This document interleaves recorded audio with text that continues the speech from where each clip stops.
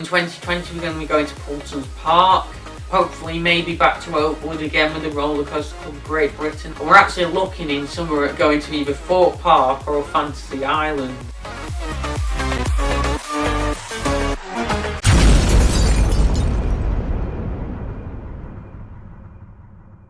Sometimes things don't always work out how we want them to. We do not achieve what we set out to achieve. Life is a roller coaster, full of ups and downs, and when we think of a roller coaster, the elements that are often hardest to take our mind off are the downs. This is because the downs are often the most intimidating parts that make us question, do we really want to ride this? When we're presented with a roller coaster, we have two choices. We can either choose not to ride it and face the deep regret later down the line of what we've missed out on, or choose to ride it, regardless of everything it brings upon us, with the chance of enjoying it and getting something positive out of the experience. This year of life has been no different to any other in this sense. However, the scale of the roller coaster before us has been very different to most. It has been bigger, more intimidating, and therefore the choice of do we ride it or do we not has been a very difficult one. However, despite these factors, I chose to ride the roller coaster, and I have no regrets. COVID-19 and all the combined effects it has had and will continue to have can be said to be a roller coaster. COVID-19 is a wild ride. Hello and welcome to this video reflecting on 2020. Yes, the year 2020. What can I say? It's not gone as planned. I was planning to develop the channel in terms of vlogs and stuff like that. I was planning to go to Pleasure Beach Lows when we're having the Pleasure Beach Season Pass. Alton Towers Lows, we're having a Alton Towers Season Pass, sorry. Obviously had, both Pleasure Beach and Alton Towers. And yeah, especially filming Valhalla updates at Pleasure Beach as well. I was planning to develop the channel in terms of that.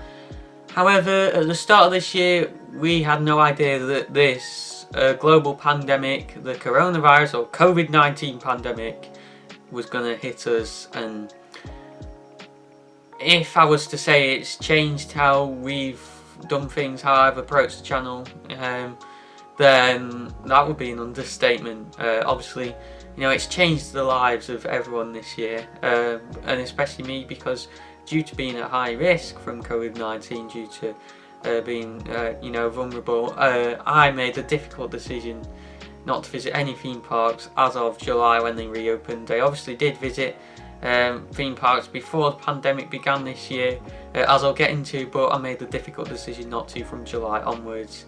And it's caused loads of challenges for everyone, this pandemic, and especially me, mentally and in terms of with the channel, especially having not gone back to theme parks, and a lot of my mates have been since they reopened, and just enthusiasts in general.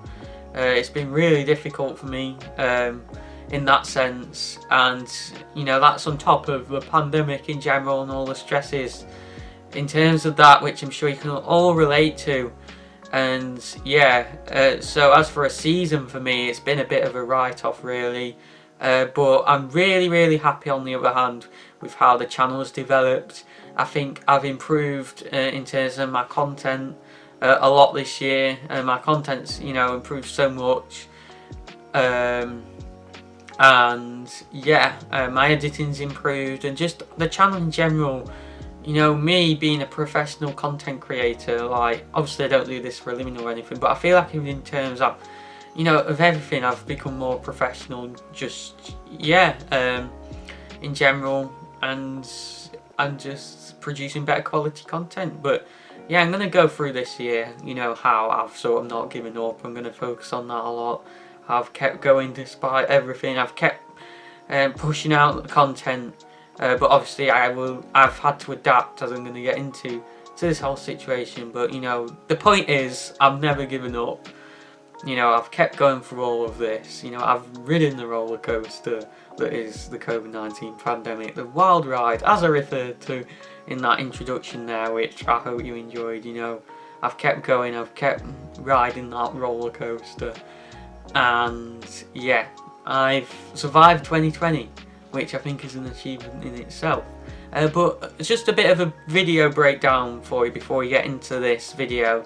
It's going to be very action packed, it's going to be a very long video, just because I've got so much to get through. So I'm going to start off by giving a breakdown of each month and what that's entailed in relation to the channel.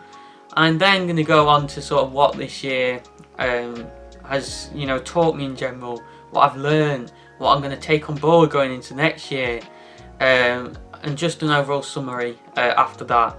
Following that, I'm going to go on to specifically what we're going to be getting up to next year, the new parks I hope to visit, what I hope to do in terms of content for the channel, as well as theme park developments in general next year and what that's going to involve for the channel, how that's going to relate.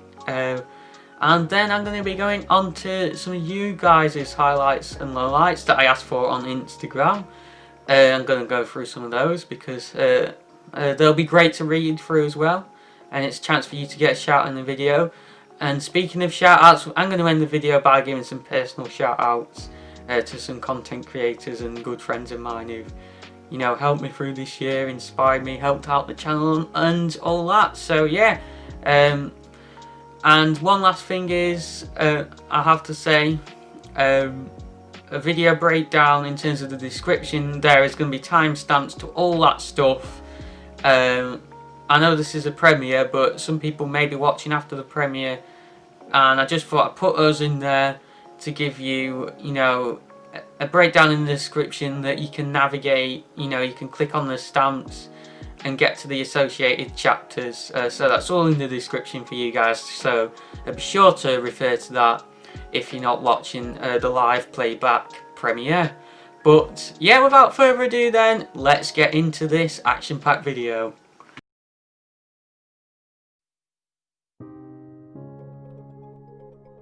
Starting off then in terms of this reflection of the year, we're taking a look at January, the month in which I visited Walt Disney World and Universal Orlando Resort in Orlando, Florida for the second time ever.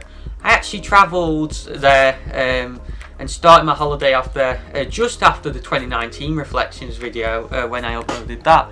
And if you've not seen that yet, then definitely go and check it out.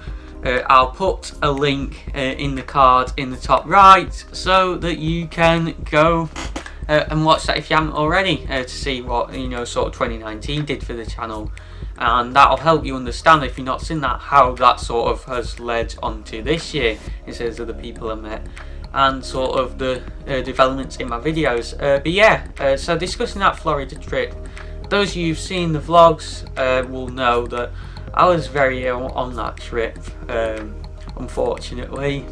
I mean, did I have COVID? Who knows? But yeah, I think I would have been more ill if I did have COVID. But yeah, I wasn't well. However, it was still a brilliant trip. That was the second time going there, obviously, and the first time I went was in 2017. So obviously, a lot had changed. Toy Story Land had opened at Disney's Hollywood Studios, and I got to experience that. I got to ride Slinky Dog Dash for the first time, which, as much as it was a Mac family launch coaster and not as good as the likes of Icon and Blackpool Pleasure Beach and Blue Fire at Europa Park, I still really enjoyed it.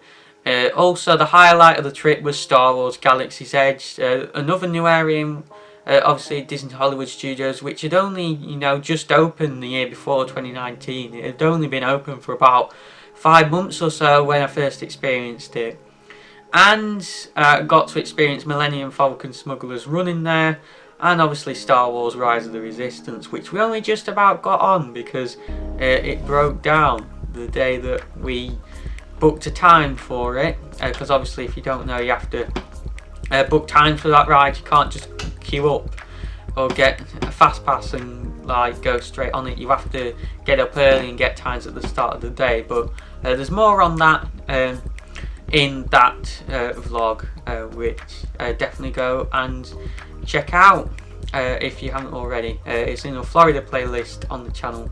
I won't be able to put cards to everything that I mentioned, guys, in this video because there's so much, but yeah, go and check out that to find out more. But yeah, there's also alien swirling saucers in Toy Story Land, which I rode as well. The other ride, a new addition in that area. And then in terms of Universal Studios, Islands of Adventure had Hagrid's Magical Creatures Motorbike Adventure open in 2019, which I got to experience. That was a brilliant, intimate family launch coaster. It was better than Slinky Dog, a better family coaster, but yeah, absolutely brilliant. One of my top coasters, Hagrid's, is actually, despite it only being a family launch coaster and nothing too intense, the theming and just the length of it is what really made that one. But yeah, also got to experience the Incredible Hulk coaster for the first time, which I was too nervous to ride last time I went to Orlando. And what can I say, that is an absolutely fantastic B&M sit down launch coaster. You know, 7 inversions in there. It was so intense. It's absolutely brilliant. And I'm sure those of you who follow the channel for a while will know that that is now my number 2 coaster, because it was that amazing. It didn't quite beat Icon, but then again maybe it did, because I only got to ride it once, so it's really hard to judge. But I just remember thinking it was my number 2 coaster when it came off. Maybe if I ride it again it'll top Icon. You know, there's potential there because they are quite close to each other. In my rankings, Icon's not a million miles ahead of Hulk, but yeah, absolutely brilliant, and it was a really great trip, despite me being ill on it. You know, it was great to see everything again as well, that I experienced for the first time in 2017, as well as those new additions. You know, Big Thunder Mountain, Splash Mountain, Space Mountain, Avatar Flight of Passage, Expedition Everest, Tower of Terror, Rock and Roller Coaster, Test Track. There's so much, I could go on and on and on. But that is pretty much January summed up. Not much happened sort of for the second half, or you know, over 3/4 of January that we were back in the UK from that trip, just because of college and me being busy, and UK theme parks were still closed during that time. But yeah.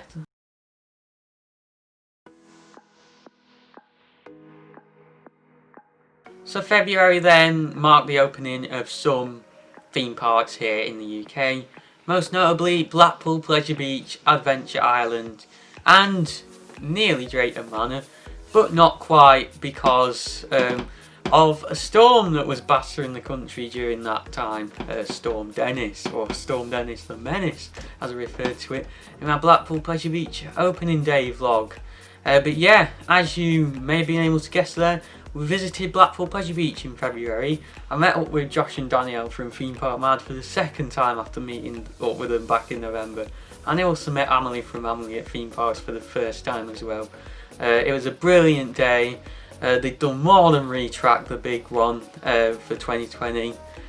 Go and check out Josh's theme park, Blackpool Pleasure Beach opening day vlog, Theme Park Mad. Go and check that out. I'll put a link to that in the top right, why not? Go and check that out to find out what that was a reference to. But yeah, it was an absolutely brilliant day. The park did really well despite the storm. Big one managed to open and it was running amazing despite really strong winds, like rain. I can't believe how well that was actually running in those conditions, and goodness knows how they managed to get that open, especially after a retrack. But yeah, ride availability was so good that day, like it was unbelievable. Like, I thought we were going to have an awful day and get rained off or winded off, is that even a word from everything? But no, the weather sort of held off a bit really until sort of 4 o'clock-ish that day. The park was open from 11 AM till 5 PM, so yeah, we got really lucky, and yeah, it was absolutely brilliant. You know, Emily asked me for a scrap. You want a scrap, mate? Security, no!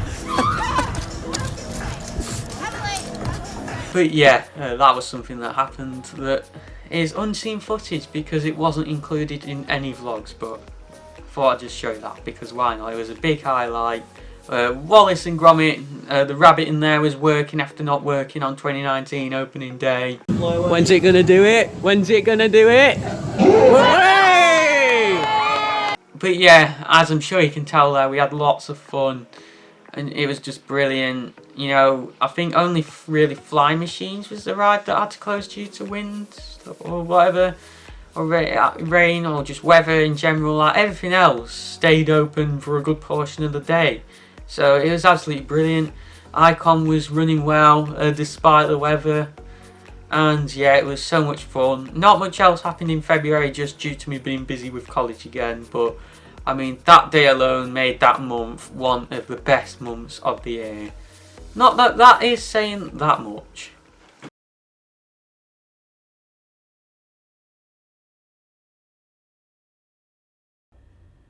Good evening. The coronavirus is the biggest threat this country has faced for decades. And therefore, I urge you, at this moment of national emergency, to stay at home, protect our NHS, and save lives.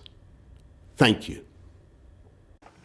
If you couldn't already guess, March was the month that saw coronavirus begin to rapidly spread across the UK and develop into a pandemic.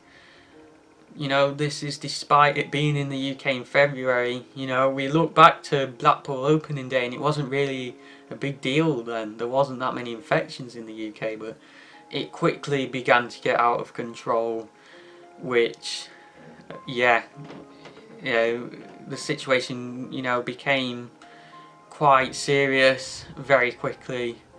I uploaded a video in March basically highlighting cancelled trips because it soon became clear that I was, you know, at increased risk from something that is really serious, capable of, you know, making people seriously ill and ultimately claiming lives. And unfortunately that meant we had to cancel our trips, and soon after that the theme parks, you know, had to close due to obviously the lockdown that came into place in the middle of March. But yeah, we were around that time, you know, Alton Towers was meant to be opening up on the 21st of March, I believe it was, because it was the week before I made that video and said I wasn't going to be going because of the risks. But theme parks were told they had to close before then anyway, so yeah. And so theme parks decided to, ultimately before they were told really, like a day or so before, you know, many theme parks put out statements that month saying they were closing, and it was a really sad time. But yeah, we're meant to be going Alton Towers opening day, Poulton's Park in April, as you would have heard there in the intro. That was a plan for 2020. That was basically out the window, and I wanted to also go to Blackpool Pleasure Beach. His late night riding event in April that they had planned. I believe it was the 11th of April. But yeah, you know, it was my goal in 2020 to get to a late night riding at Blackpool Pleasure Beach, because I'd never been to one as of the end of 2019, and I'm not being able to go to one in 2020, either due to the parks being closed due to COVID, or just obviously deciding not to go because of the risk. But yeah, it was a very sad time. Obviously we went into lockdown. What did happen that month though is I uploaded my Florida vlogs from back in January and December, as of when they were filmed, when we were out there, because I hadn't had time in January to upload them due to work. And then yeah, that's about it for March really. You know, I couldn't upload any more videos in March due to being busy with college again, and overall, you know, it was quite, you know, it wasn't a good month at all. It was definitely one of the worst months of the year for me, and you know, arguably one of, if not the worst months of the year for everyone in general.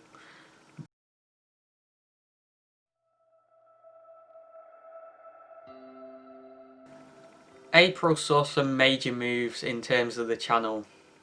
You know, I had the choice. Was I gonna give up? Was I gonna upload no content? You know, was I gonna, you know, just chicken out of riding the roller coaster, chicken out of, you know, pushing forward with things, you know, due to this whole situation? You know, was I just gonna sit here in my room and just not try? Or was I going to ride the roller coaster? Was I going to continue making content? Was I going to do what I could, you know, make the best out of a bad situation? What was I going to do? I made the best of a bad situation. You know, I was still busy with college at this time, but I told myself I'm not giving up. I'm pushing forward with ThrillNet. And yeah, you know, I started my icon recreation series. We couldn't visit parks, so I thought to myself, why don't we visit some parks in Planet Coaster? Let's go to my favourite park, Blackpool Pleasure Beach, and let's check out my favourite roller coaster in the world, Icon. So yeah, we checked out Digital Don's recreation. You could say that this was, you know, gaining off someone else, but hey oh, Digital Don's a much bigger YouTuber than me, you know, and yeah, we had to make the most out of a bad situation, and that series has continued to the day, you know, to this day, because you guys enjoy it. Not done much more in that series, but yeah, still it's going to be continuing into 2021, as I'll explain later. But yeah, I uploaded a couple of videos to do with that. Another one was apart from the main recreation video showing it in relation to that, was where I sort of demonstrated how much, you know, faster Icon would be if it ran on overspeed all the time rather than its normal speed setting. And I had two comparison POVs of Digital Dan Icon recreation, and yeah, you know, that was just a fun video, because if you don't know, Blackpool Pleasure Beach actually run Icon faster than it's meant to run as part of the testing to warm it up. Yeah, that's a bit of an interesting piece of news for you. But, you know, aside from that, another big thing I started was my reviews on the channel. I started, you know, reviewing some of my favourite rides, some of my least favourite rides. I uploaded a review from Kamali at Flamingo Land, as well as the incredible Hulk coaster at Universal's Islands of Adventure, which I had experienced for the first time, obviously, back in January of this year. And yeah, they went down well. You know, I've had my whole system with my reviews where I score each ride, you know, out of 5 thrill points, based on obviously ride elements, you know, intensity, smoothness, and presentation. So yeah, definitely go and check out my reviews if you haven't already. I will put a link actually in the top right to that playlist. So you can go and check that out. But yeah, that is pretty much April summed up in a nutshell.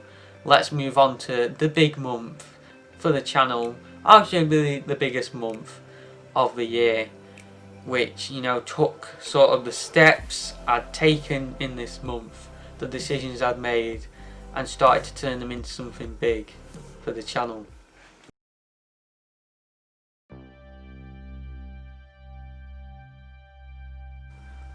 May was an even bigger month for me than April in terms of my decision to either ride the roller coaster or just not, and, you know, face the regrets of missed opportunities and, you know, just giving up in general. You know, was I going to give up or was I not going to give up? The start of May was obviously sort of the peak of the pandemic, the peak of the first wave, should I say. There was, you know, there was a lot of deaths around that time, and it was really quite a dark time. I was feeling quite down about everything for the first time. I'm not exactly sure why in particular. I think it's just because of how bad it was. I hadn't really felt too down about the pandemic before this point. Like, I had felt down about it, but not kind of on the scale of that. And, you know, I was just, yeah, I wasn't feeling great in myself.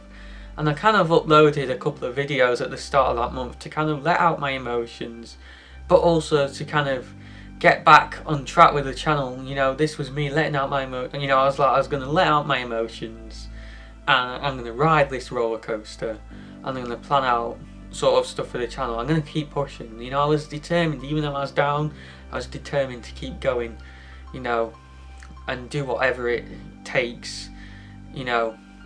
So yeah, around that time actually, which kind of helped in terms of my opportunities, was the college actually announced that we had no more formal assessments.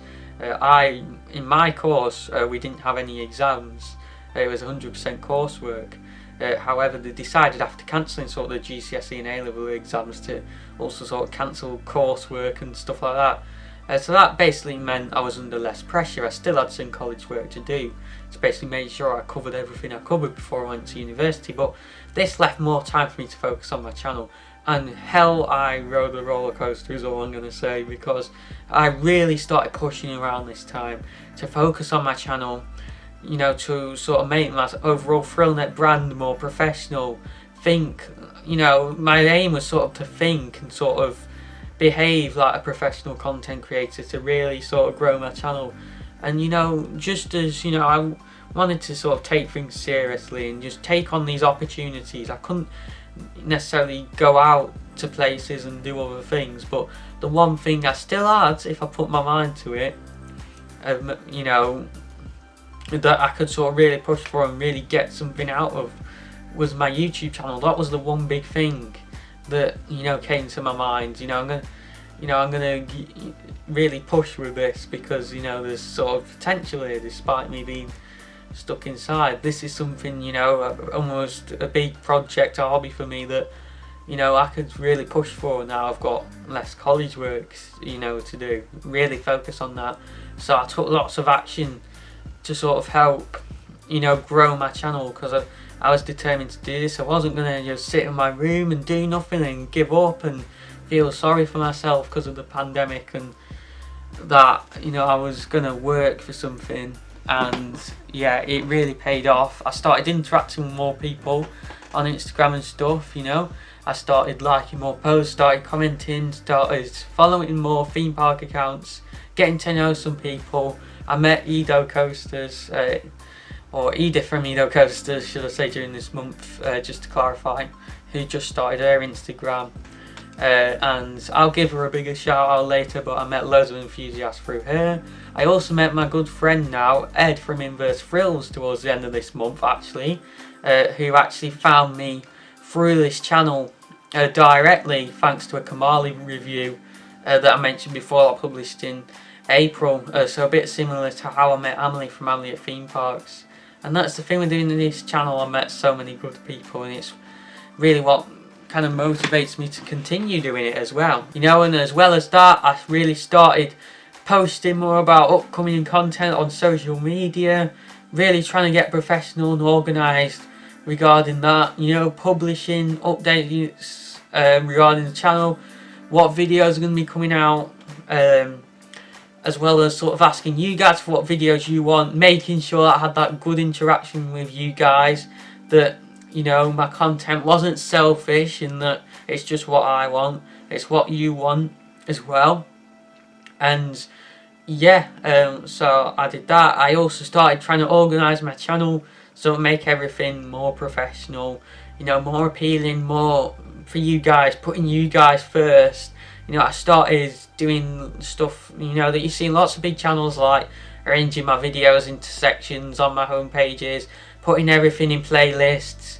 And along with that as well, I really started to work on my content and my content delivery, you know, writing scripts, getting organised regarding it all, so it didn't feel rushed, or, you know, so I didn't end up going off on tangents in my videos.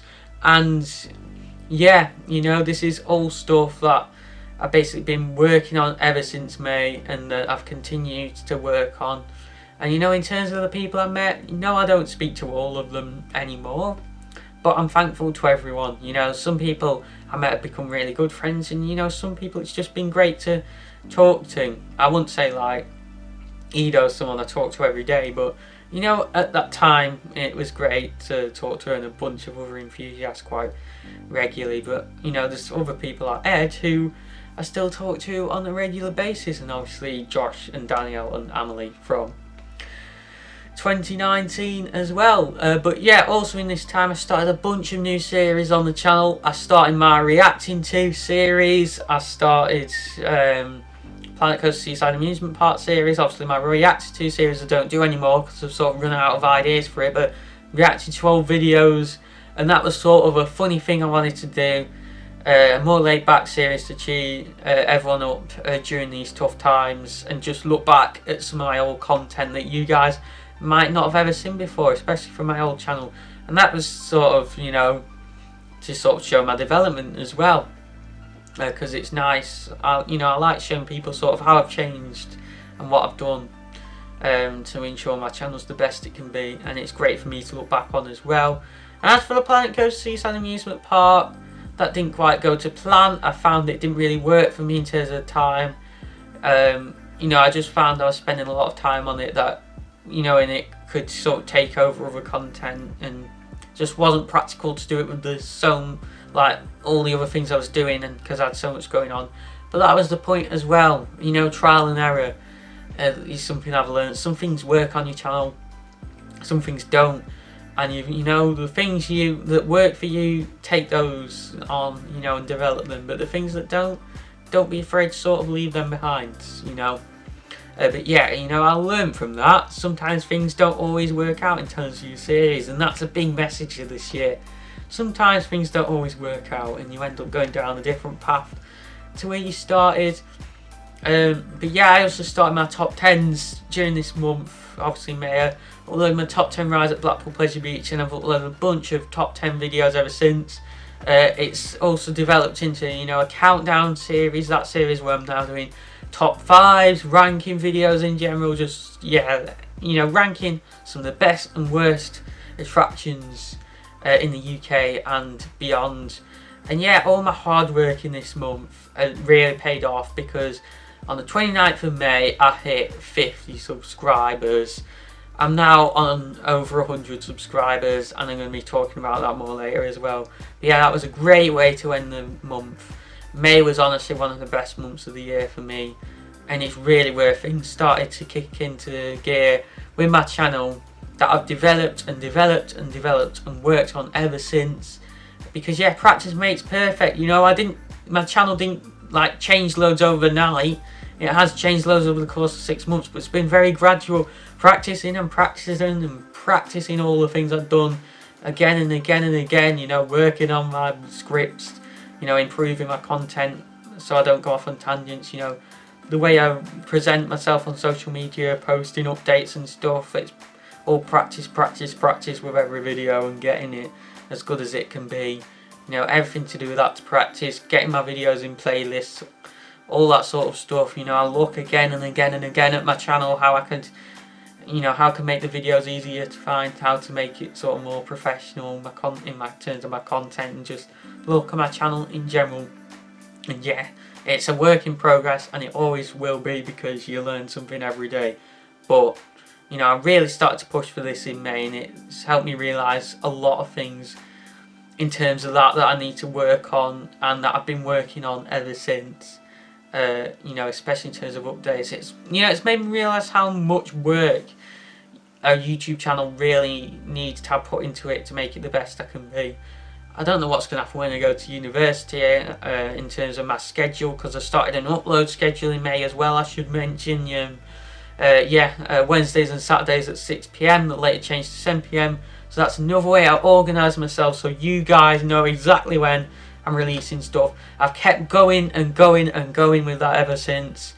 As you can tell, I've pushed with this channel so much this year. It's really helped my confidence as well, because when I started doing all this stuff in May, I found myself beginning to become even more confident with my channel, being more adventurous in terms of my content. And you know, I feel like that's because, you know, I defined a path for myself to follow, and I felt like I knew where I was going with things.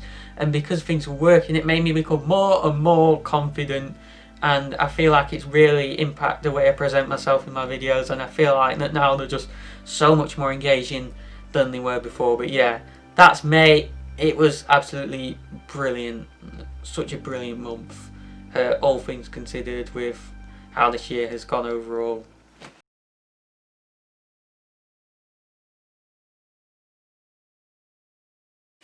Seems like I've just got a news update. I better check that out. Most leisure facilities and tourist attractions will reopen if they can do so safely, including outdoor gyms and playgrounds, cinemas, museums, galleries, theme parks. Oh, get in, guys! Oh, we're going back to theme parks on the 4th of July. Get in! But I'm at high risk. June was the month in which the first wave, obviously, of the coronavirus pandemic really started to die down. Cases and deaths were really starting to decrease. And in terms of the channel, we saw sort of a continuation really of what I started in May, you know, really pushing with the channel and, you know, putting so much work into it in terms of making it more professional and just, you know, improve my content, how it's organised and how obviously I sort of promote it on social media and all that stuff, you know. In terms of series, I started another new series in this month with my Minecraft Java Disney World series, which I've posted 3 videos in now. That was another one that sort of got put to one side over summer, a bit like my icon recreation series I started in April, but it sort of made a return for the winter. And you know, that's the thing, I've sort of experimented with a lot of things this year and found that some things have worked and some things haven't, like I said, and some things I've, you know, started, put to one side and brought back. And yeah, I've kind of really found my feet this year, as I'm sure it's becoming clearer in what I'm saying. But yeah, I also published a 50 subscriber special during this month, and yeah, the other major thing that happened this month is that I met Kirsten from Everything Thought Park, an enthusiast who I later ended up starting a collab with, obviously the Minecraft Questable roller coaster series, and I announced that collab in June as well. I also did my first Q&A in June. This was in response to rapid growth on my Instagram, which really sort of started in May and continued into June. I started to gain a lot of followers, yeah, and this was the start of interaction videos, where I was sort of interacting, and you know, I'm still doing this as well. There's potential for more video ideas in the future, but yeah, really interacting with you guys, getting you guys involved with videos, and you know, giving you the opportunity to be shouted out as well, as sort of feature in terms of what you guys send in. And again, this was, you know, about sort of interacting with you guys who support the channel, and sort of giving something back by giving you an opportunity to sort of basically sort of, you know, craft a video almost. Yeah, it went down really well, the Q&A, and I can't thank you guys enough for that.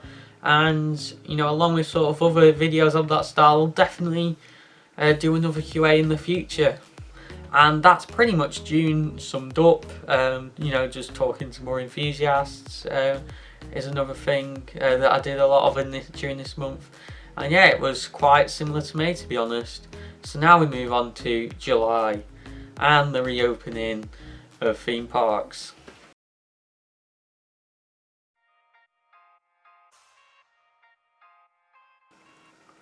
July saw the reopening of theme parks here in the UK after it was announced in June that they would be reopening. And the 4th of July, the day when they reopened, certainly was one of the happiest days of the year for enthusiasts. As much as I was happy for others, it was honestly one of the worst days of the year for me, in that I made the decision obviously not to go due to being at high risk.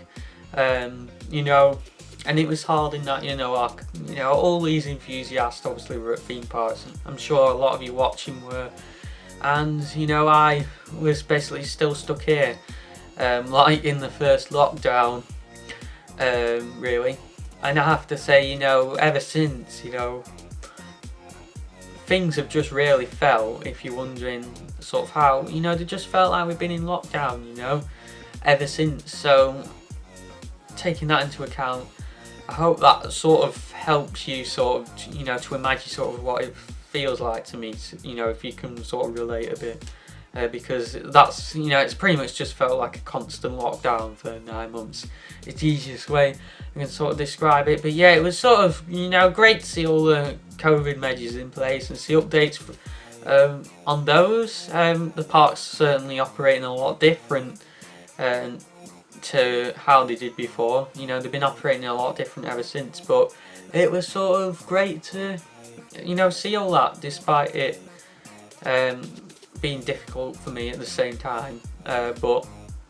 Yeah, in terms of series on the channel though, Virtual Towers made a return. A series is starting in 2018 thanks to a major update to the 1:1 scale recreation of Alton Towers. This is what this is. It's, you know, it's a game basically full 1:1 scale made from scratch using the Unreal Engine by Multimedia Studios. And as for that series, that's sort of a series that just has videos sort of published in it as and when Virtual Towers release updates, because there's not enough there to sort of make it a continuous thing. So yeah, I'm sure it'll be a while until the next Virtual Towers update, because they've only just started work on Katanga Canyon, which is sort of the first new area they'll be adding since the last update, which added Mutiny Bay and stuff like that. But yeah, there'll definitely be more videos on Virtual Towers as and when they release updates. And yeah, me and Kirsten started our Minecraft Quest to Build a Roller Coaster in Survival series during July as well. So that got underway, videos getting released in that. And I mean, Minecraft Quest to Build a Roller Coaster in survival mode. I mean, what could possibly go wrong? Ah! Creep! But yeah, overall July wasn't the best month for me. If anything, it was probably the hardest month since lockdown, you know, seeing all these, you know, everyone going back to parks again, you know, because it was harder definitely after lockdown for me than during lockdown, because obviously during lockdown I was in the same situation as everyone else, and you know, I felt like I could relate, and I was, you know, I felt sort of less isolated. But with people obviously going back to theme parks, that changed a bit in July. But yeah, it wasn't easy, but at the same time, you know, I felt in terms of the channel it was a good month, because obviously, you know, I knew where I was going. I had this series with Kirsten, my existing series like you know, countdowns and reviews and stuff like that were all still going underway as planned. You know, I was releasing to my schedule as planned, and yeah, had a new Virtual Towers update to do a video on, you know, during which my brick was added to the plaza. I forgot to mention that, in the entrance plaza, Virtual Towers are adding bricks, and because I made a video about Virtual Towers in the past, they added a brick with my YouTube name on it, ThrillNet. So yeah, that was certainly great to see.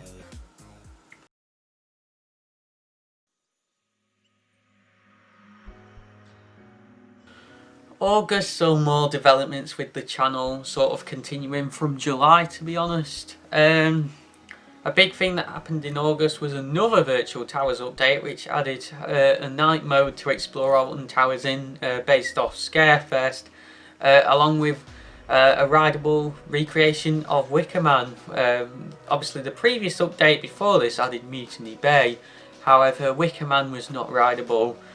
So yeah, it was great to get on that. Furthermore, it also added a rideable recreation of Spinball Wizard as well. So it was another major update to the game, which I covered here on this channel. I also did another interaction video in August. This time it was an assumptions video, which I got you to send in assumptions about me for, which I answered regarding whether they were true or false in that video.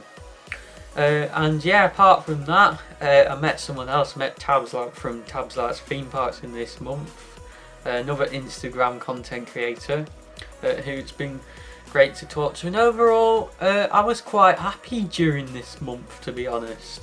I think, you know, the prospect of theme parks reopening sort of died off you know, I was sort of used to seeing the updates from theme parks, and it sort of became less of a deal in that I was enjoying the series with Kirsten, the Minecraft Quest to Build a Roller Coaster series, because we were releasing lots of videos around this time. We released loads in August because Kirsten was off school, so we thought we made the most of it before she obviously went back in September.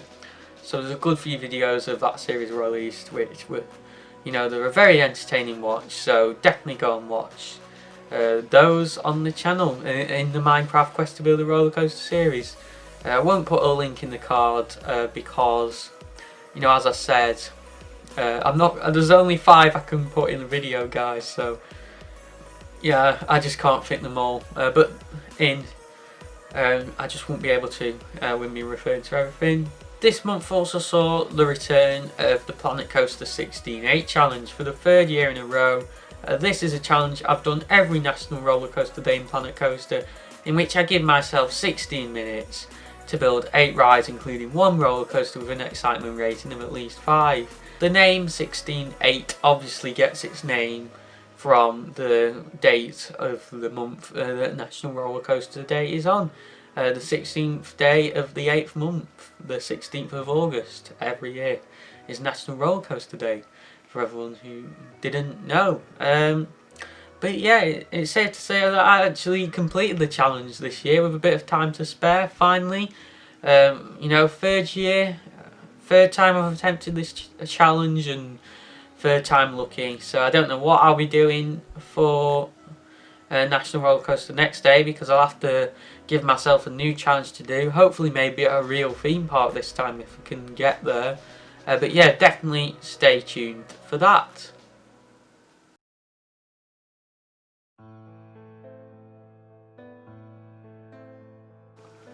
As you may have been able to tell there, August was a pretty good month for me and a contender for one of the best months of the year.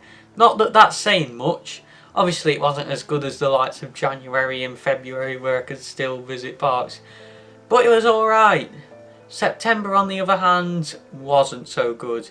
In fact, I'd go as far to say it was the worst month of the year for me, to be honest. Even worse than July when theme parks reopened, and there's a couple of possible reasons for this. Firstly, a lot of my friends had gone back to school and college in this month, meaning that I had less people to sort of talk to during the day to keep myself occupied. For those who don't know, I deferred university this year. It was meant to be starting last September. However, we decided to call it off due to all the risks involved regarding COVID and me being at high risk pretty much from that. So yeah, as a result I felt very down and quite isolated throughout this month. And the other possible reason for this is due to a big trip to Thorpe Park that my friends did, which really did make me feel quite down because there was quite a lot of people who went on that trip. Plus I've never been to Thorpe Park before. I was meant to be going this year, or at least it was a possibility anyway. It wasn't 100% confirmed, but it was on the cards, and obviously I've never been there and I really want to go there, so those are the 2 possible reasons. There's actually a third which was related to problems with my social life that occurred during that time, and all of this was a big weight on my shoulders, along with the general stress and worry that COVID can cause, of which was starting to get worse again during this month as well. So yeah, nothing was looking good pretty much. This meant that although I uploaded the Minecraft Quest to Build a Roller Coaster episode with Kirsten, I also uploaded a countdown video, and I also uploaded a Would You Rather video as well. Although I uploaded those sorts of videos, the Would You Rather obviously being another interaction video in response to the success of both my assumptions and Q&A videos, which did do very well, I ended up taking an entire week off YouTube. For the first time after keeping this Wednesday-Saturday schedule up for, well, since May. So yeah, another thing that actually got in my way during this month was problems with Minecraft servers, most notably the Euromagic server, which was down for a good portion of the start of this month, of which I wanted to do some Minecraft recreation videos on, and start a Minecraft Alton Towers and Minecraft Fort Park series, touring recreations of those parks. But unfortunately I couldn't do that either, so that was sort of down, and all this started to cause me to lose motivation with my channel. This is the first time I'd felt like this actually since the pandemic began, actually losing motivation with my channel. Up to this point my channel really had kept me going, but I got to a point where I just felt like I couldn't do it anymore, hence I ended up taking a week off. This then led me to the decision, do I continue to ride the roller coaster, do I continue to, you know, be productive, or do I, you know, just give up? I ended up in that sort of position, and it's obviously the first time I sort of ended up like that in a while, and arguably the worst. But I did make a comeback and uploaded a couple more videos in September. However, by that time we were at the end of September. I only really uploaded sort of a Blue Fire POV and maybe one other video, but it was the start of a comeback. You know, I was starting to build myself back up again after a down period. You know, I wasn't going to let all the stuff that happened in September bring me down.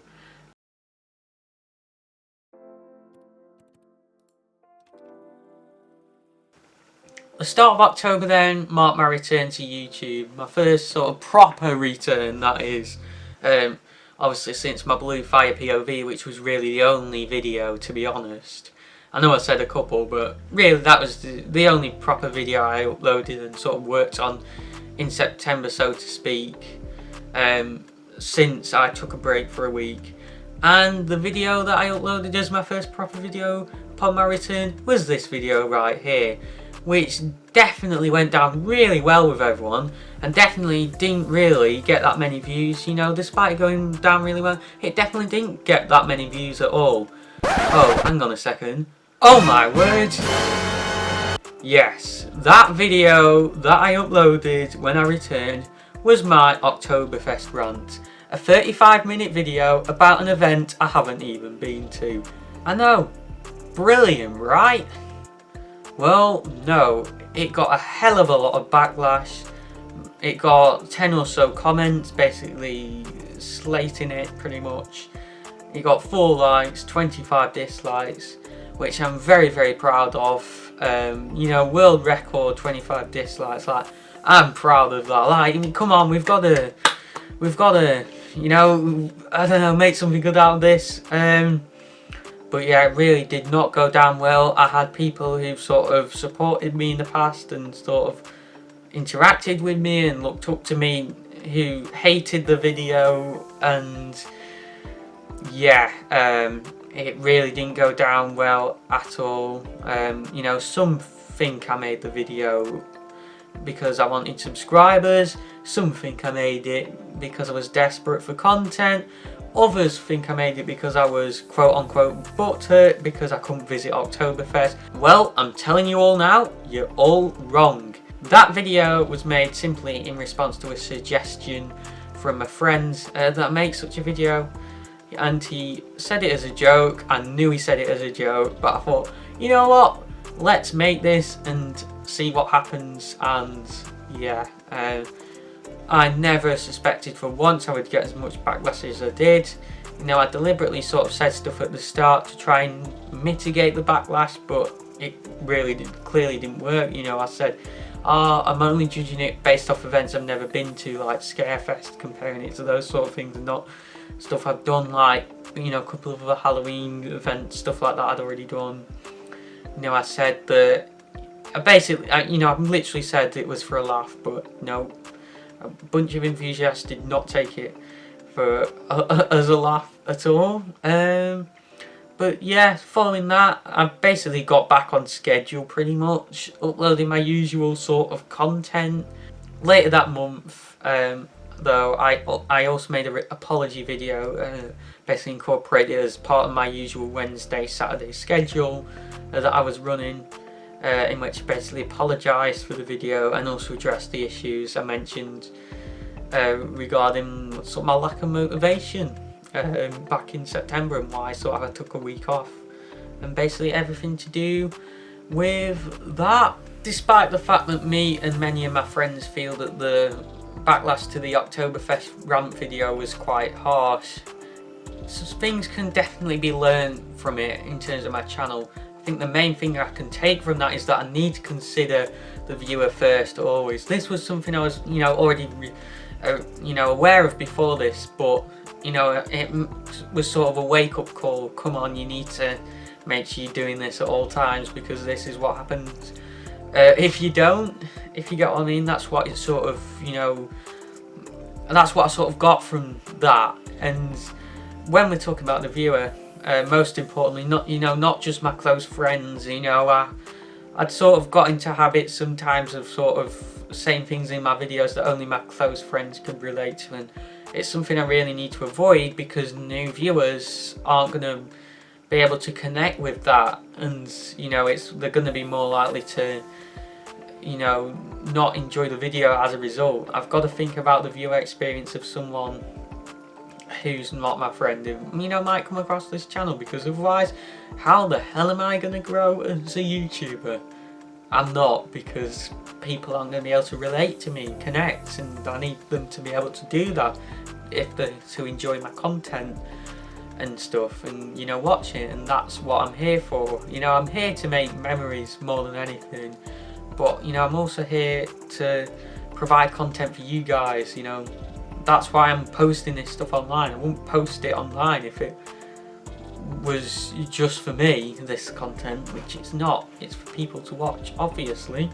But yeah, I wasn't going to let the backlash from that video strike me down. Not going to lie, it did make me quite self-conscious of what people thought of me in the so-called enthusiast community. But I wasn't going to let it strike me down. I was determined to ride that roller coaster, get back on the roller coaster that is life, get producing things. I wasn't going to give up because of that Oktoberfest run video. It was like a kick in the teeth after trying to come back after all the issues in September, but I wasn't going to let it affect me in any way. I was determined to keep going. And as for the apology video, it didn't get nearly as much attention as the original Oktoberfest rant video, and despite it getting some dislikes, it got more likes than dislikes. And I did get a message in response to that from someone who didn't enjoy that video, and we basically sorted it out. It's it's someone who I've spoken to before that, and it's good to be on good terms with them again. We sorted it all out in response to that video, so thank you to that person, who you are. But yeah, overall I would say that apology video was a success. It was worth making. And then as for the end of October, I made a Halloween special. I couldn't go to Scarefest or Fright Nights or any stuff that was going on in that time, but I made a Halloween special. It was nothing that special, despite me just referring to it as a Halloween special. But yeah, it was basically a montage of me getting blown up by creepers and Kirsten trolling me from our Minecraft Quest to Build a Roller Coaster series, which leads me on to the point that Kirsten actually announced to me at the start of the month. She broke the news, should I say, that she can't do any videos with me anymore for reasons I'm not going to get into, and that she doesn't want me to go into in detail. But yeah, I guess that that Halloween video at the end of the month was a good sort of farewell to her. Look, Ella from Theme Park United is going to be replacing Kirsten in any future videos related to, or that she was involved in, such as Minecraft Quest to Build a Roller Coaster.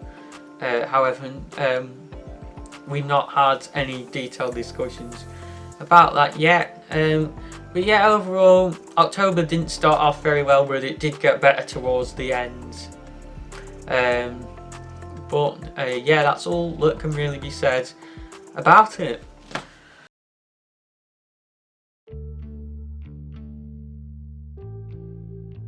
November saw the introduction then of another national lockdown, the UK's second national lockdown, meaning theme parks had to close a few weeks earlier than planned.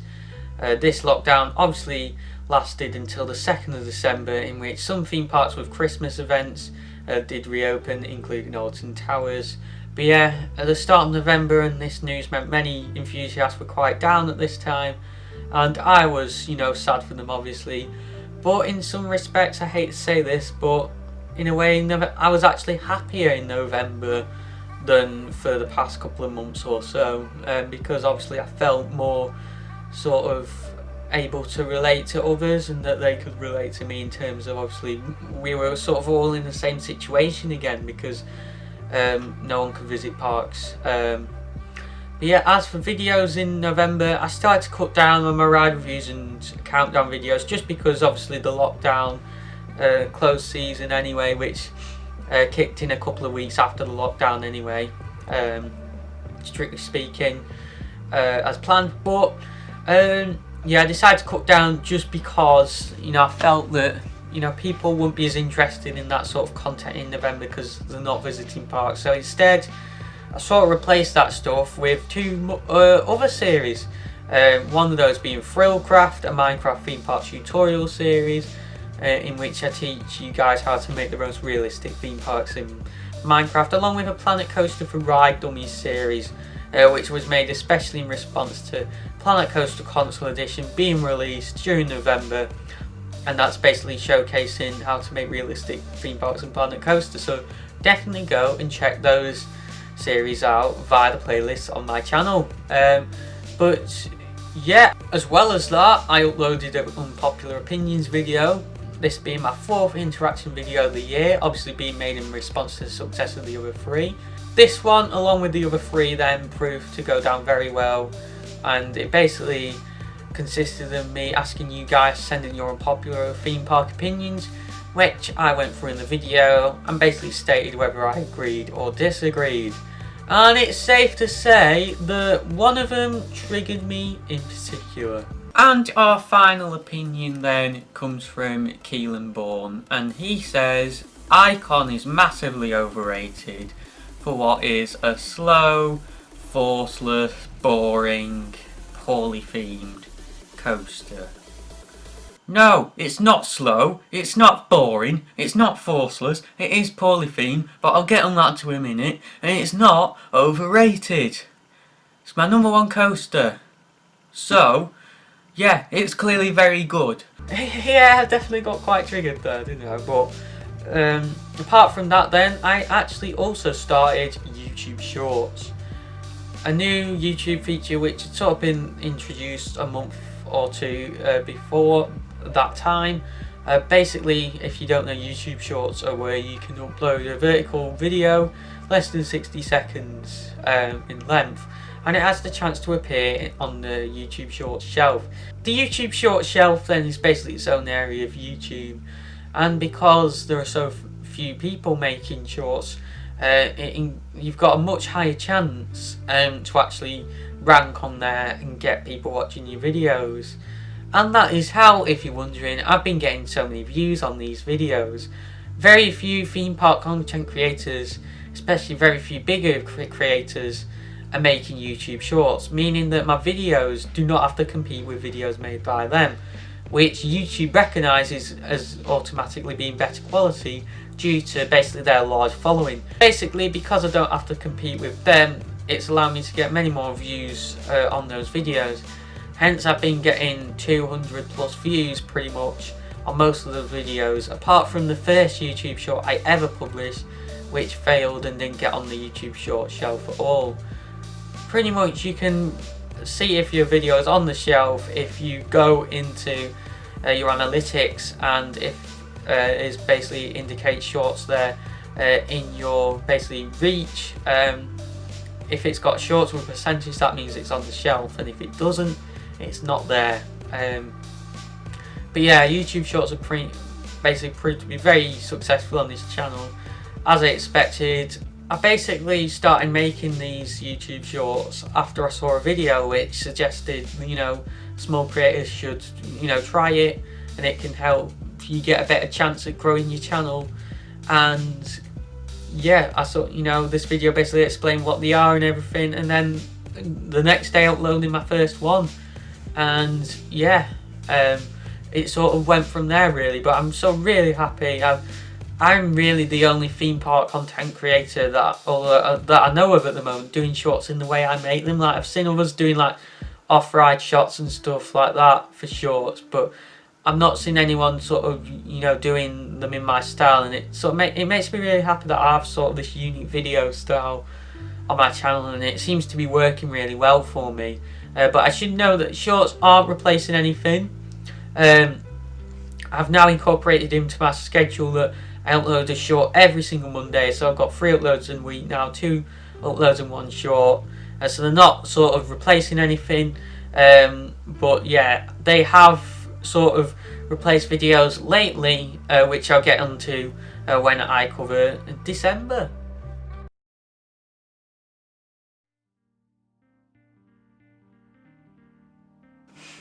And that then brings us back pretty much up to current times. December in terms of videos mainly consisted of the same stuff as November, along with I brought back my Planet Coaster recreation series that I started back in April with the digital dam recreation that I showed off the icon one.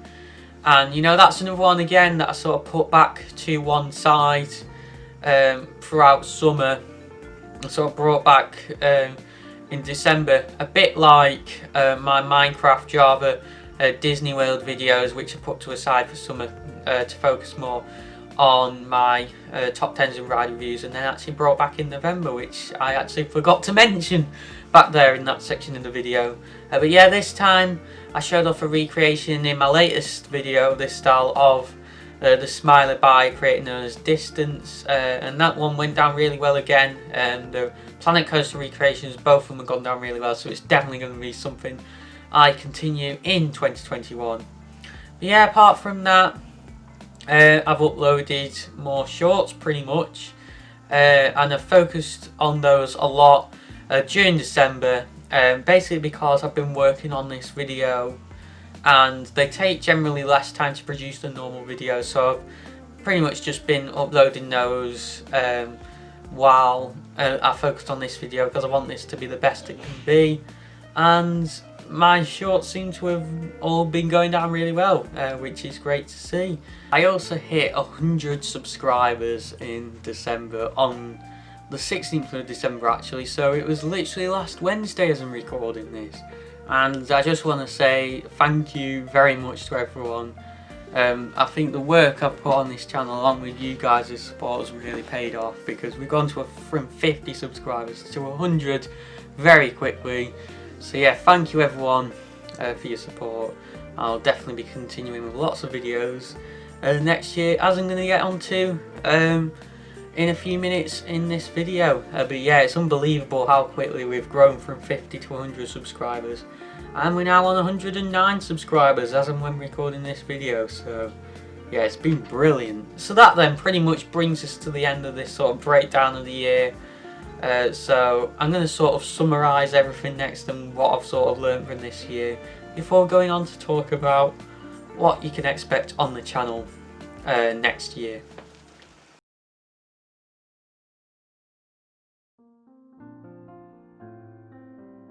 So kind of to summarise the major developments in terms of this channel then, I think I've come a long way in terms of my content. Like, it's just so much, the quality is just so much better, like not the visual quality but just the way I present everything. I'm so much more confident, and I think it's just so much more better this year, and I feel personally that this has really shown, and I hope you guys feel the same too. I feel like I've got a lot better at managing my Instagram and Twitter in terms of getting updates out. You know, particularly my Instagram managed to get quite a big following on there, and Twitter's improving, to be honest, which is quite surprising, because I don't post on there nearly as much. And you know, just interacting with people, I've got so much better at it, and just, you know, getting you guys, you know, your opinions, and yeah, like for future content, you know, getting you guys involved with like interaction videos. I feel like I've just got so much better at that sort of stuff. Like, I held off on the interaction stuff before with a smaller following, like with me having a smaller following, but I feel like, you know, just I've started focusing on that, like my social media a lot more, and that sort of helped with my following, so then I can sort of do more of those sorts of videos. As I said, I've also met so many new people this year again. Like, I met more people this year, like more enthusiasts than any other year. and that's, you know, all down again to my hard work, people finding my channel, loving my content, messaging me about it. Like, if I didn't have a channel with good content, I would have never met Ed, I would have never met, obviously last year as well, Josh, Danielle, Emily and stuff like that. And then you got to consider all my Instagram as well, you know, them followers who found me through that and found my YouTube channel through that as well. So yeah, Instagram's been a big part of like people finding me as well. Like, a lot of my friends have found me through Instagram, as well as, you know, my YouTube. You know, it's Instagram, stuff like that as well. And, you know, subscribers, it's really shown. You know, I went from 26 at the end of last year on 109 as I'm recording this. I smashed my goal of 100 subscribers that I set for myself by the end of the year when I hit 50, thanks to my hard work. And I thought, you know, 100 is really ambitious, I'm probably not going to get there, but I've smashed it. Like, I'm at 109 and like we've still got a couple of weeks till the end of the year. Well, you know, a week and a half as I'm recording this. So yeah, who knows what sub count I'll be when this is uploaded. Like, we can only wait and see. Yeah, and I originally set 75 as my goal for the end of the year, but yeah, bam, I've smashed through it. So yeah, yeah, so, and you know, I think the main message I've learned from this year, obviously I've not been able to go to theme parks, I've still produced content. The main message I've learned, obviously it's been really difficult for me and everyone else mentally this year. It's been like the worst year of my life, apart from the period when I was like ill and had to have a kidney transplant, and that's the reason I'm at high risk, because I'm on of the anti-rejection medication I'm on for that, to stop my new kidney from rejecting. Like, those times were tough for me than now, but like, it's not been easy, I've got to say, this year for anyone. Like, obviously it hasn't. It's been one of the most difficult years in recent history. Like, it really has. You got to make the most of things, is what I've learned, because you never know when they're going to get taken away. Like theme parks, like, you know, I had my season passes for Pleasure Beach and Alton Towers at the start of the year, thinking I was going to go on all these trips, but, you know, global pandemic, all that got taken away. Like, you know, I've not been to a park since February, as I said, and part of that was down to choice, but still, it wasn't worth the risk for me being severely clinically vulnerable to go, even when, like, the parks did reopen. Like, it's been taken away from me for a year, theme parks. Like, theme parks have always been my way of escapism. Like, or my means of escapism, should I say, and all theme park enthusiasts can relate. That's been taken away. Like, I'm never ever, not that I ever did, I'm never taking a theme park for granted again after this year. Like, I'm going to appreciate theme parks more than ever when I go back. Literally, I know I will. Yeah. Like, why wouldn't you? After all of this, everything everyone's been through this year, like, yeah, you gotta appreciate everything, because you never know when that's gonna be taken away. Like, it applies to everything in life, not just theme parks. We gotta appreciate what we got, because, yeah, we don't know when it's gonna get taken away. And, you know, the other thing is, be kind to one another, because you never know when you need someone, or someone might need you. Just be kind to people, because, you know, for example, my friends have got me through this year when the theme parks couldn't. If it wasn't for them, like, I don't know how I would have been feeling. Would I have been able to keep going? Would I have been able to ride the roller coaster? Would I have, like, you don't know, like, what position I could have been in. Like, would I have been able to do what I've done this year? Like, I could have been in a really bad place. Like, you just don't know. Like, anyone could. Like, they could if they didn't have me, and like each other. Like, you just don't know. So please respect other people and just be kind to people, because at the end of the day, you know, you can make someone's life so much better by being like kind and that, and you don't know what effects it could have, especially in times like these. If you're not, because you don't know what position that person could be in. So I just thought, you know, I just thought I'd say that, because I feel like it needs to be said after everything everyone's been through this year. But anyway, now on to what I'm going to be getting up to in 2021. But hold on a second, If you found my speeches in this video inspirational, if you found my story inspirational, if you're looking forward to what I have to tell you next year and you think you're going to enjoy the content that's going to be coming up on ThrillNet after what you've heard me say I've done this year and what I could potentially be doing next year, then hit that subscribe button. Why not hit that subscribe button? Because I'm aiming to get to 500 subscribers by the end of 2021. It sounds crazy, but that's my goal. I'm saying it now. Next year, I want to get to 500 subscribers. You know, that's my first thing, my first goal for 2021. 500 subscribers on this channel. Let's do this.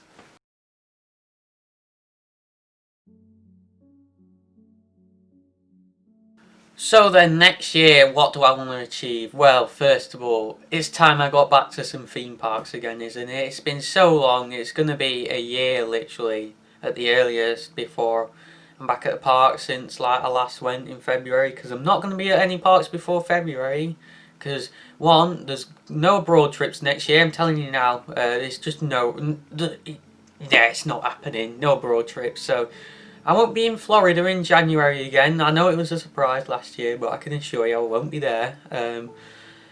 Especially if, you know, if we go into another national lockdown, which, I mean, things aren't looking amazing at the moment, so you never know, it could happen, but we've got to keep riding that roller coaster, guys. We've got to keep going no matter what. But yeah, no broad trips, so yeah, I want to get back to some parks though. I want to get back to some parks in the UK. It's time. It's time I did it. It's time I got back. It's time I lived my life, rode that roller coaster as best I can, and got back to parks. Yeah, obviously I didn't go when they reopened in July because we weren't aware of the risk then. But it does seem that parks are really, really safe. Like some of the safest places in the UK. We didn't know back in July how things would pan out, but I've not heard of any outbreaks at parks. But you got to think, parks are outside and the virus spreads much more easily inside. I mean, obviously there's this new strain they're talking about, but still the virus is going to be much more contagious inside than outside, because, you know, outside is very well ventilated. You're out in the open air, you know, so yeah, the virus isn't trapped essentially in like a confined space. You know, it's open, so yeah, you know, I'm hoping to get back. I am, obviously, with being severely clinically vulnerable, high risk, I am on the priority list for my COVID vaccination. Obviously, there's a vaccine available now, which there wasn't back in July or when the situation began. I've not had either dose of it yet, but I could be called literally any time within days' notice to get my first dose of the vaccine. We just don't know. It's a waiting game. You know, you can't have a vaccine, book an appointment. It's, you know, they tell you, they tell us when we just get called, but it could be at any time. Who knows?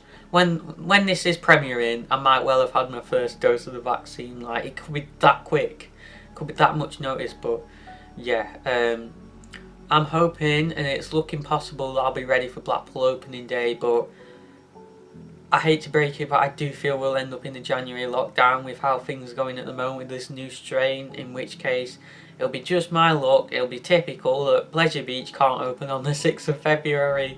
I just bet it. I bet I'm ready to go on the 6th and I can't. But yeah, it's time I lived my life and went back to parts of things, because, you know, if, like, this virus ain't going anywhere soon, like, because A, it's so contagious, B, it mutates, so it's not going to run out of people to infect. Like, literally, they're just going to have to keep developing vaccines and, like, you know, amending the vaccines. Like, it'll be one of those things like flu. It's with us forever. We have to live with it. It'll die down once they get enough people vaccinated, hopefully, but it's one of those, they're going to have to, you know, it's going to keep mutating. They're going to have to keep adapting vaccines. Well, it's likely going to be a yearly vaccine thing like flu, because being high risk, I have flu vaccines every year as well, because that's a similar type of virus, similar risks. So I'll probably be having COVID and flu vaccines every year from now on, but it's time like to live my life again, because, you know, what's the point if we're going to stay inside forever? You know, as long as I take precautions and do it safely, you know, considering theme parks aren't that big a risk, you know, considering I'm hopefully going to be getting vaccinated soon, I think it's time I did it. It's time I went back to parks. But obviously, take lots of precautions, be very careful, and be safe, you know, because this vaccine is going to offer protection from the worst, obviously. You know, with me being on anti-rejection medication, I actually have less white blood cells in my body, meaning that it actually won't be as effective. It won't be full 95% as it's capable of, you know, a person with, you know, full white blood cells, but it's still going to offer me hopefully some protection from serious illness. And that's the thing here. Vaccines don't stop transmission, they stop serious illness. So you can still catch it if you've been vaccinated. So that's why you know, you guys still need to wear masks and everything like that. Like, that's still all important, even if you've been vaccinated. I'm going to be wearing masks and, you know, at all the parks and stuff. Taking every precaution I can. I mean, will I catch COVID at some point?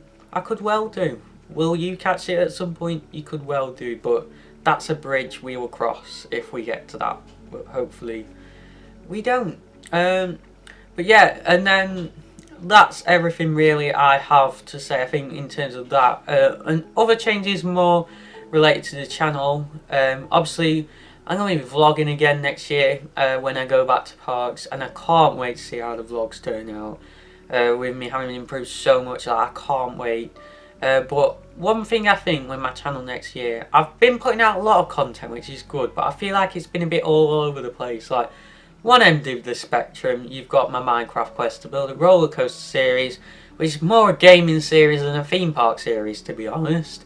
And then you've got stuff like my reviews and stuff, like, and it's fine at the moment because I don't have that many subscribers. I've only got just over 100, and a lot of them are friends. I will admit, a lot of them are true fans who would support me no matter what. They appreciate me as a person. But when you think about YouTube's perspective, sorry guys, a lot of people who are going to be finding my channel from now on aren't going to know who I am beforehand. They're not going to be friends just subscribing as, you know, I continue to grow and reach more people. These are going to be people who want something. They want to watch me for something. They don't want to watch me for me because I'm not, you know, I'm not a celebrity. And that's the thing, if you're a small YouTuber, you're not a celebrity. If you've got a million subscribers or whatever, then maybe, you know, people will appreciate you for that, the person you are. But being small, and the only way I can attract people is through, you know, obviously my content. What do I make stuff on? What questions do I answer? What do people watch me for? And they're not going to watch me for me because no one knows who I am and no one cares. They want something, and I want to be, you know, obviously a theme park YouTuber who, you know, makes reviews, top 10s, etc. about theme parks, primarily in the UK, because, you know, I'm live in the UK and they're the theme parks that can visit the most. They're the theme parks I'm automatically going to be known, that I automatically know the most. So naturally, I want to attract a UK audience. So with that considered, stuff like Quest to Build a Roller Coaster, you know, the door's still open for Ella, but it's not something I'm going to push for next year. Like, don't take this to heart, Ella, if you're listening, but it's not necessarily the direction I want to take the channel because it's not as theme park focused. So it may well be something, it's not going to be a priority. I'm going to prioritise things more next year that are more theme park focused, I think, like my top 10s and stuff. Obviously the gaming like Thrillcraft and Minecraft, Java, Recreation Parks, ThrillNet Coaster Recreation is still going to be there. But even that has a gaming emphasis. So I'm probably not going to emphasise it as much as my core theme park content, like my top 10s reviews and vlogs. Because that is, you know, has the biggest relation to theme parks that I want people to watch me for. And yeah, because I want to be a theme park YouTuber. So yeah, and that's what the majority of people appreciate me for. They know me as a theme park YouTuber, not a gaming YouTuber or anything else. And this is even stuff like theme parks, like talking about theme parks outside the UK. I've noticed those videos don't do as well, and it makes sense because the majority of my audience is a UK audience. They're not necessarily going to be as interested, although we do have, you know, us as enthusiasts always have parks on our bucket list. They're not going to be as interested in the parks outside the UK as the ones in the UK, because obviously we can't visit them as much necessarily. Like, I'm sure any enthusiast in the UK could tell you that, you know, they watch more about UK parks than about parks abroad. Like, most people will be like that, especially at the moment with the pandemic and stuff, and, you know, us not being able to travel quite the same, you know, it's all about the UK at the moment and supporting the UK parks especially, and that's another reason to do content about the parks. Support your local parks that you can go to with content. That, you know, that's another reason to do that. Yeah, there's going to be a big emphasis on Pleasure Beach as well next year, with it being its 125th anniversary. I really want to support our park next year, especially after they were putting, you know, tier 3 towards the end of the year, which did, you know, harm the visitor numbers a bit, to be honest, because a lot of people go in the locals. So yeah, I really want a focus next year on core UK theme park content, top 10s reviews and vlogs from UK theme parks, and probably, you know, focus a bit less than I've been on theme parks abroad and gaming. So that means less Minecraft anything videos and less Planet Coaster, but, you know, those will still be going in the background, and particularly less about theme parks outside the UK as well, because it can be really important to focus on UK theme parks next year, obviously to support them, as I said, and because it's where I want to take my channel. So yeah, it's probably going to be less emphasis on those sorts of things as there has been, but yeah, that's where I'm taking the channel pretty much. And then as for theme parks in the UK that I plan to be visiting next year, obviously Pleasure Beach and Alton Towers, because I'm going to have season passes for them again. Also, I'm hoping to go to Thorpe Park for the first time next year, as planned this year, potentially. So hopefully getting all likes of Stealth, you know, the Swarm, Saw, Nemesis, Inferno and Colossus for the first time. I can't wait. Like, that part just looks amazing. I don't care what anyone says about it. It seems really overhated, and it honestly looks better than Alton Towers for me. Like, it really does. I don't know, it looks like my kind of atmosphere at a park. And I don't know, Alton Towers atmosphere, I don't know, Alton Towers atmosphere just, it doesn't click for me quite. Even though it has the brilliant coasters, there's something with that park that doesn't quite click, even though it's my second favourite in the UK. I still think Pleasure Beach will be my favourite in the UK no matter what though. But anyway, I'm hoping to get to Fantasy Island as planned this year as well, and get on the likes of Millennium and Odyssey. Polton's Park to get on Storm Chaser, because that is opening in March. We weren't going to get to do it this year if we went when we were originally planned to, but Storm Chaser is planned to open in March, so we're hopefully going to be getting on that now. So that's one positive of not being able to go this year, I guess, you know, being able to go next year instead of this year and get Storm Chaser. Because that looks amazing. Tornado Springs, that whole area looks amazing. You know, Oakwood as well, hopefully with the Roller Coaster of Great Britain, Roller Coaster Club of Great Britain, as I was hoping to get to do this year, but couldn't. They didn't even do the event anyway. But yeah, hopefully get back to Oakwood again, because I love that part. And then possibly Flamingo Land for the 10 inversion coaster, because that looks brilliant. Obviously a Colossus clone with lap bars. But yeah, that's pretty much all my plans for next year. Now on to a general theme park news, and how it's going to relate to this channel in relation to next year, of course.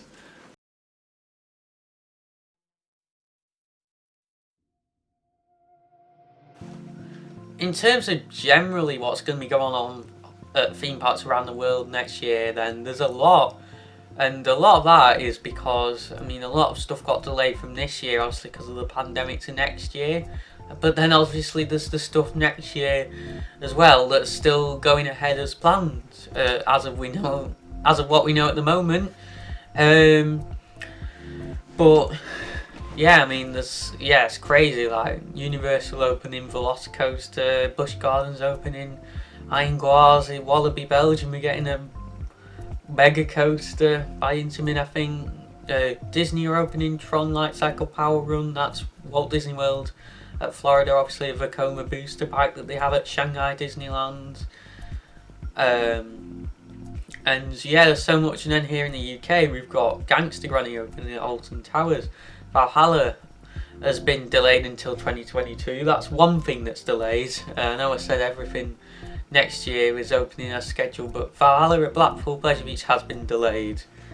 And then Flamingo Land's new 10 Inversion coaster opening next year, and also obviously Portland's Park are opening Tornado Springs. But yeah, as I said, we're hoping you can get to do Tornado Springs. I'm going to be doing lots of Valhalla updates next year, even though obviously I didn't this year because of the pandemic. I mean, looking at it now, if I could go back in time, knowing, you know, that theme parks there wouldn't be that many infections there and that they would be pretty safe in terms of that, would I have lived my life, you know, to the full.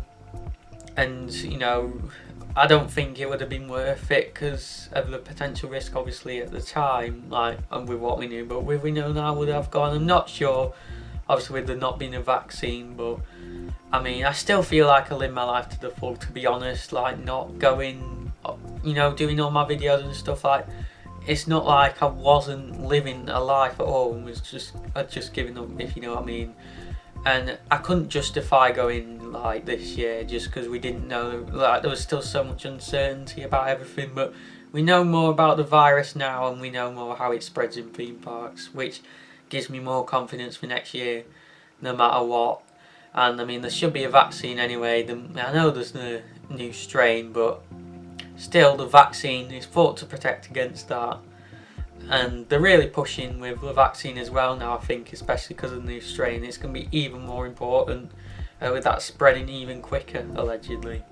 But yeah, lots happening next year. And as I said, we may do the Flamingo Land coaster as well, if we can get there. And then I think, as I said, no abroad trips. So as for the Florida editions, it'll be 2022, I think, before we go, because we are planning to hopefully go back to Florida in 2022 and do those, with there being so much. I don't know when I'll get on the Wallaby Belgium Intermarine coaster and the Mega Coaster, but hopefully we are going to get back to Florida in 2022 if things improve, and therefore get on the Intamin Blitz that is Velocicoaster.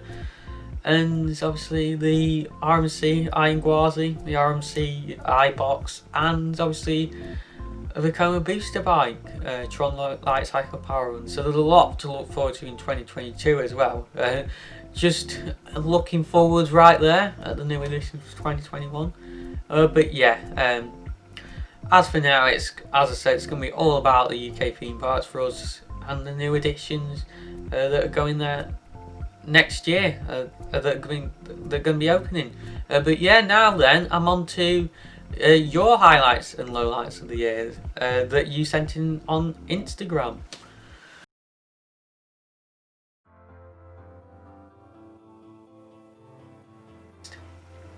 So yeah, I'm on to your highlights. It's great to read through some of these actually.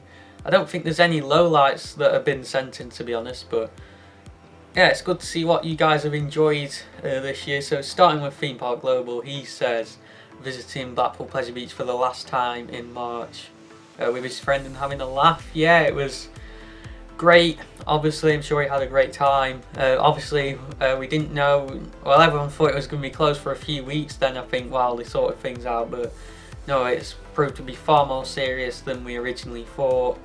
And yeah, Pleasure Beach ended up being closed for 3 months, but yeah, I remember people joking around saying last day of the season, you know, on the big one, last train of the season, and last day the park will be open at season 1 and whatnot. I heard a few enthusiasts talking about that, and then thinking a few weeks later, oh well, it could be with how serious things have got, but no, not quite last day of the last train of the season, but I mean, we missed half a season, but yeah, and then we have Emily Graham, who says Pleasure Beach opening day. Yeah, that's definitely one of my highlights of the year, because it was a brilliant day despite Storm Dennis, as I said before, getting back on the big one after they'd done more than retrack that.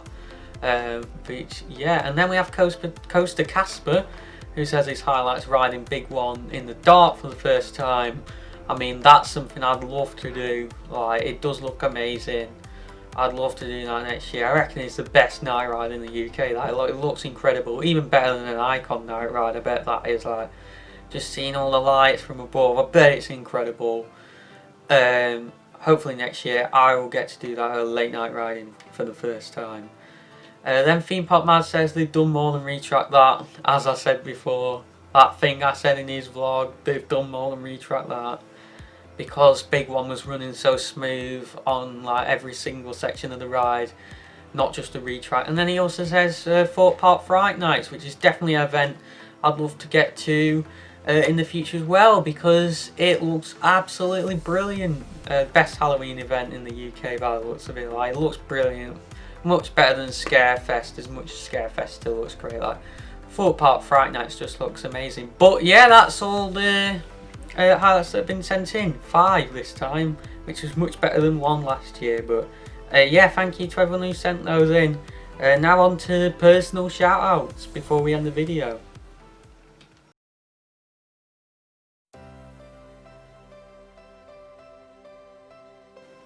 Okay, so now it's time for you guys' long awaited shout outs, who I'm going to be giving shout outs to.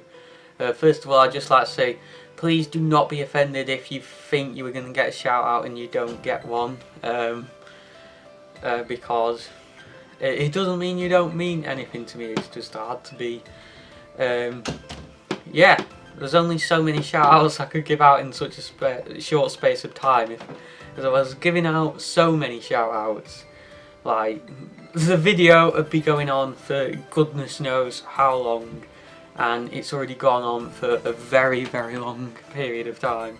But yeah, first of all, I'd just like to give, well, probably the most obvious shout out to Josh and Danielle from Theme Park Mad for continuing to support the channel this year. Obviously I met them last year and they've given the channel so much support this year, especially Josh, definitely one of the best, well, the best friend I've made in this community, I'd say, last year, and it still continued that way this year. I'm sure it will for many years to come.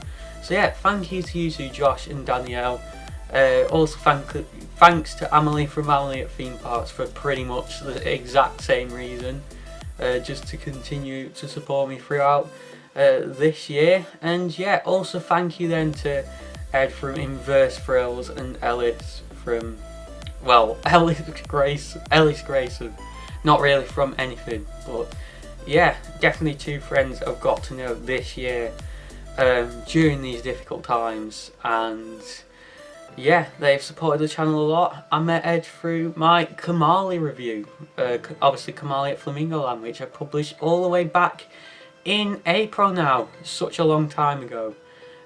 Also thank you then to Zoe from I'm Addicted to Theme Parks, who I met last year as well, for continuing to support this channel, give me tips, giving her honest feedback on this channel, like even if she doesn't agree with a video, let's say, being honest about that, because yeah, I appreciate it. I wouldn't want someone to say something is an amazing video if they're not a fan of it, because you know she's definitely given me sort of like a wake-up call in terms of some of the, my videos, in terms of, well, there's one in particular which you can probably guess what that is, but like, I don't want to explicitly mention people for like certain videos and stuff like that, because yeah, but she's definitely made me aware of the fact that she doesn't agree with this particular video, but deep down I appreciate that, and it's perfectly okay that she thinks that. She just hasn't seen it how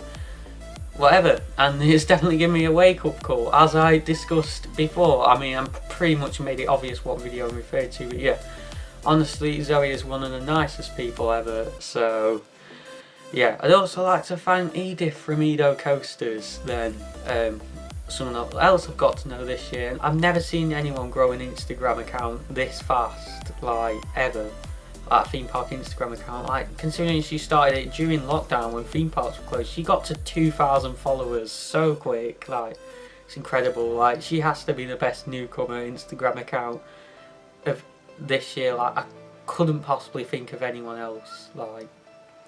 Yeah, and you know, she kept everyone so occupied during lockdown as well. She created a group chat that I met a bunch of enthusiasts through. Like, yeah, she's done an incredible job this year with her account, a YouTube channel, which has more subscribers than mine, even though it's got about 5 videos on it. It's crazy. Obviously, a lot of that would be down to the support on her Instagram, but yeah, like, it's insane. I'd also like to thank Emily Graham, is another good friend I made this year. I know I'm just going through people now, guys. Kirsten from Everything Thought Park, for everything she's done in terms of the Minecraft Quest to Build a Roller Coaster series, and we were planning to do a bunch of other things as well. So she's done a lot this year. This may be the end of Kirsten on the channel, at least for now. She may not be making a return anytime soon, but that's not to say that me and Kirsten will never do anything together again. Like, who knows? And yeah, I'd also like to give a shout out then to Tabs from Tabs Lights Theme Parks, another brilliant person I met this year, and she's also such a nice person, such an accepted person, and yeah, and then a couple more, Ella from Theme Park United for agreeing to do the series, and she's also a really nice person, so I'd just like to thank her. But yeah, there's like so many people that I could thank. You know, Izzy from Izzy's Inversions as well has been someone else who's been a really nice person to talk to this year. There's so many people, and I could go on and on and on. But with me having gone through this year, summarised everything, given a month by month breakdown, said what I'm going to be doing next year, everything that's happened this year, the highlights, the lowlights. Let's take one last look at it all. You know. Everything that I've fought through, everything everyone's fought through, and you know, theme parks have closed, opened again and closed, and yeah, it's been such a difficult year obviously, and I've not visited any theme parks since February. I can't remember how many times I've said that now, but let's take one last look at it all before we then leave 2020 behind us and move into 2021, which is hopefully going to be a much better year and a massive year for the channel. It's going to be the 5th year of ThrillNet as well, I forgot to mention. That's going to be huge. 125th year of Pleasure Beach. So much opening up, so much to look forward to content wise. So yeah, here we are then with one last look at 2020. Be sure to subscribe if you haven't already. Leave a like if you enjoyed this video. Comment down below your highlights and lowlights from 2020, because why not? What you're looking forward to for 2021. Here we go then. Let's cue this highlights reel.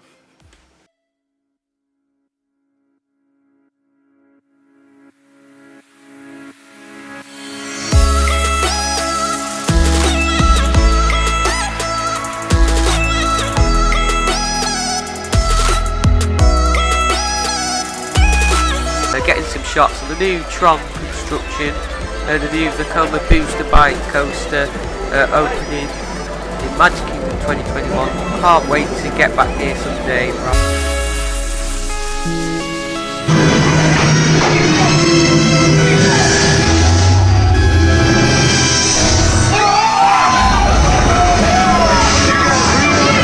The location of the resistance base is secure. When's it gonna do it? When's it gonna do it? Hey! Lucian and Danielle's in jail. I don't know what I did. I don't know what she's done. We've got Josh here as well. He's not been in the vlog yet. And we've got you. We've got Amelie. That is not my name. Amelie. Amelie. Amelie. You want to scrap me?